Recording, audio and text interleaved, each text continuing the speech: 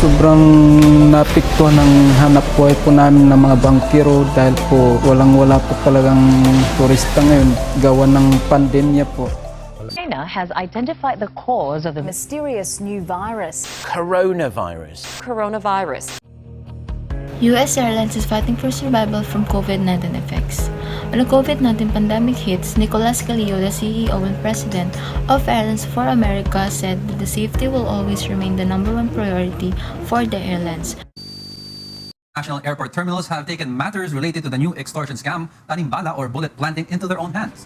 Nasa likod ng laglag bala modus sa NAIA ay Kalat na hanggang sa international media ang sinasabing modus na tanimbala sa ating pong mga international airport at As 2012, international tourists were warned about the tanimbala or bullet planting extortion plot at the Ninoy Aquino International Airport.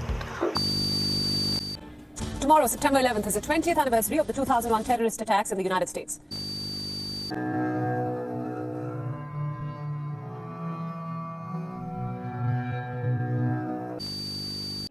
This is Job Toledo reporting live.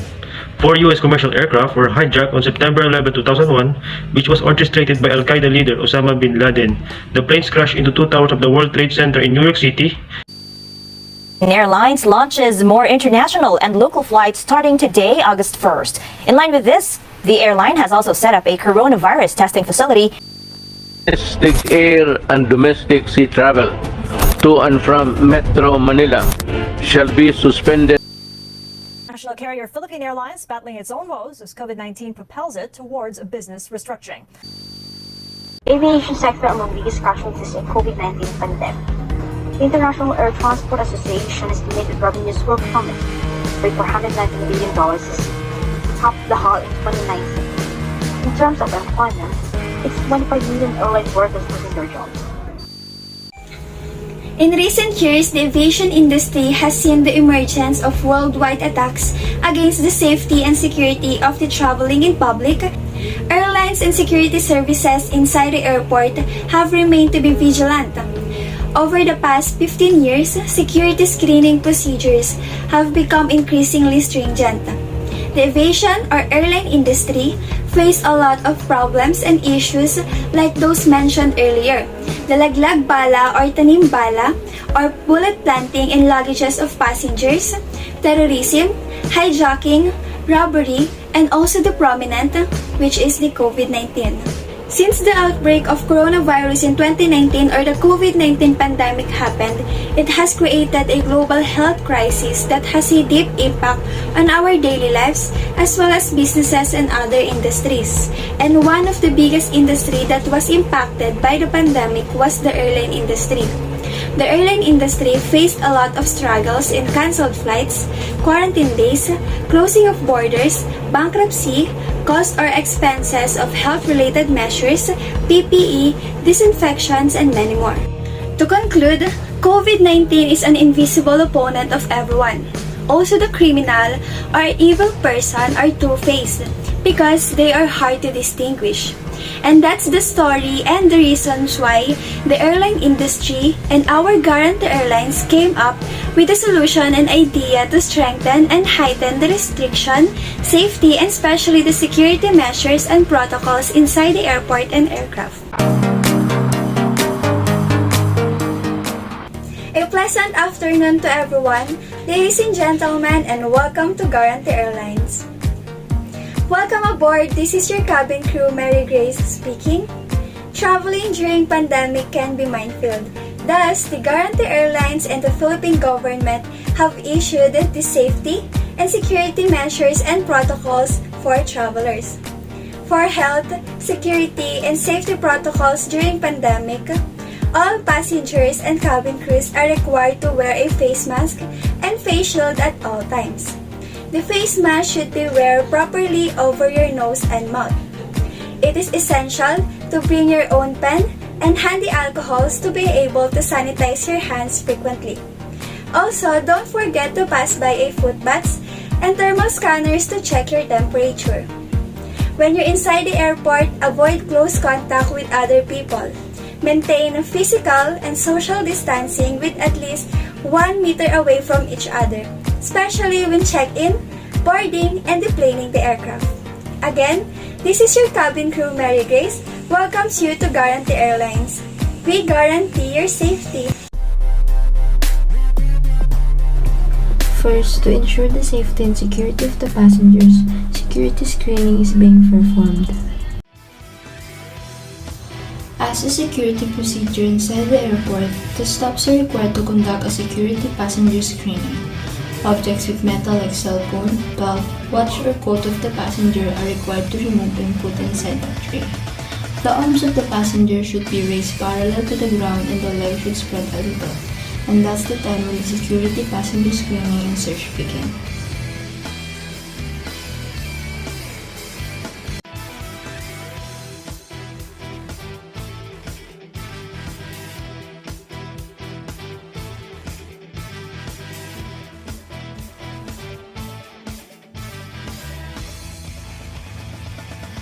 As a part of security screening, passengers and their carry-on luggage are screened to ensure prohibited items such as knives, firearms, weapons, dangerous goods, explosives, and other threat items are not carried into the aircraft.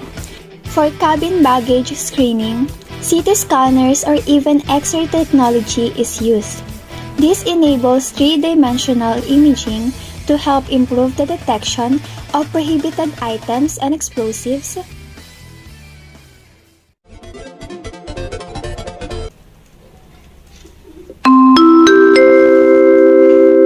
Good afternoon, passengers.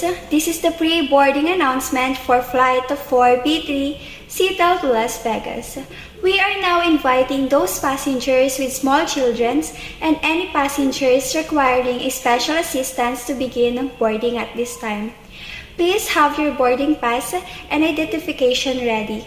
Regular boarding will begin in approximately 10 minutes time. Thank you.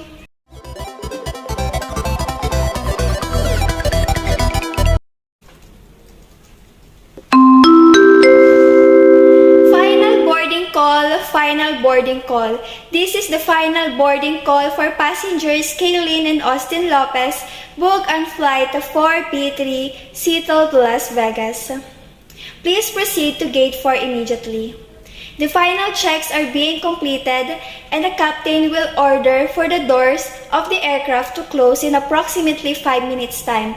I repeat, this is the final boarding call for passengers Kaylin and Austin Lopez. Thank you.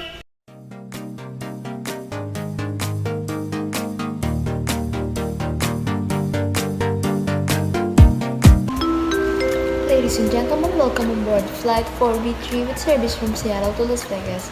We're currently third in line for takeoff and are expected to be in the air in approximately 7 minutes time. We ask that you please fasten your seatbelts and secure all luggage underneath your seat or in the overhead compartments. We also ask that your seating table trays are in the upright positions for takeoff. Please turn off all personal electronic devices including laptops and cell phones as this may interfere with the aircraft navigational equipment. We remind you that this is a non-smoking flight and smoking is prohibited including the laboratories. Tampering with or destroying the laboratory smoke detectors is prohibited by law. And lastly, since we are in the middle of the pandemic, we prepared some kit that contains alcohol, sanitizers, and masks in front of you. Your safety is our #1 priority, so please wear your mask all the time. And if you have any questions about our flight today, please don't hesitate to ask one of our flight attendants. Again, thank you for choosing Guarantee Airlines. Enjoy your flight.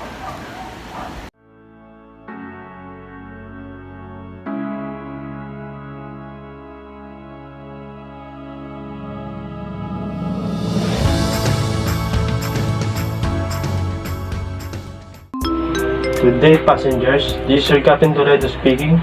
First, I'd like to welcome you to Las Vegas 4B3 flight. We are presently flying at 39,000 feet at an airspeed of 300 miles per hour on our flight from Seattle to Las Vegas. The time now is 3 p.m. The weather looks nice and we are expecting a smooth flight and also anticipate a time arrival in Las Vegas at 3:30 p.m. The flight attendants will be coming around in about 10 minutes to offer you snacks and beverages. I'll talk to you again before we reach our destination. We hope you enjoy your flight. God bless you and keep safe.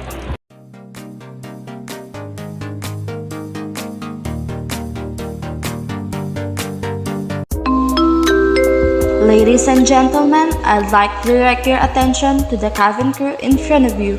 We'll be showing our safety demonstration. And now, we request your full attention as the flight attendant demonstrate the safety features of this aircraft. When the seatbelt sign illuminates, you must fasten your seatbelt. Insert the metal fittings one into the other and tighten by pulling on the loose end of the strap. To release your seatbelt, leave the upper portion of the buckle. We suggest that you keep your seatbelt fastened throughout the flight as you may experience turbulence. There are several emergency exits on this aircraft, one forward, one at the back, and one over each wing. Please take a few moments now to locate your nearest exit. Some cases, your nearest exit may be behind you. If we need to evacuate, the aircraft floor level lighting will guide you towards the exit. Doors can be opened by moving the handle in the direction of the arrow. Each door is equipped with an inflatable slide which may also be detached and used as a life raft. Oxygen and the air pressure are always being monitored in the event of a decompression. An oxygen mask will automatically appear in front of you. To start the flow with oxygen, pull the mask towards your place. It firmly over your nose and mouth. Secure the elastic band behind your head and breathe normally. Although the back does not inflate, oxygen is flowing to the mask. If you are traveling with a child or someone who requires assistance, secure your mask on first and then assist the other person. Keep your mask on until a uniformed crew member advises you to remove it. In the event of an emergency, please assume the bracing position. Lean forward with your hands on top of your head and your elbow against your thighs. Ensure your feet are flat on the floor. A life vest is located in the pouch under your seat or between the armrests. When instructed to do so, open the plastic pouch and remove the vest. Slip it over your head, pass the strap around your waist, and adjust at the front. To inflate, the vest pull firmly on the red cord only when leaving the aircraft. If you need to refill the vest, blow into the mouthpieces. Use the whistle and light to attract attention. Also, your seat bedroom cushion can be used as a flotation device. Pull the cushion from the seat, slip your arms into the strap, and hug the cushion to your chest. At this time, your portable electronic devices must be set to airplane mode until an announcement is made upon arrival. We remind you that this is non-smoking flight. Tampering with disabling or destroying the smoke detectors located in lavatories is prohibited by law. You will find this and all the other safety information in the card located in the seat pocket in front of you. We strongly suggest read it before takeoff. If you have any question, please don't hesitate to ask one of our crew members. We wish you all an enjoyable flight.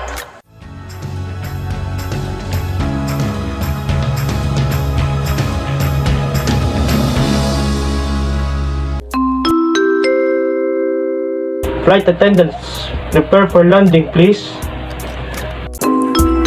Ladies and gentlemen, as we begin our descent, please make sure your seat back and falling trays are in their full upright position. Assemble your seatbelt and put all carry-on luggage beneath the seat in front of you or in the overhead bins. Thank you.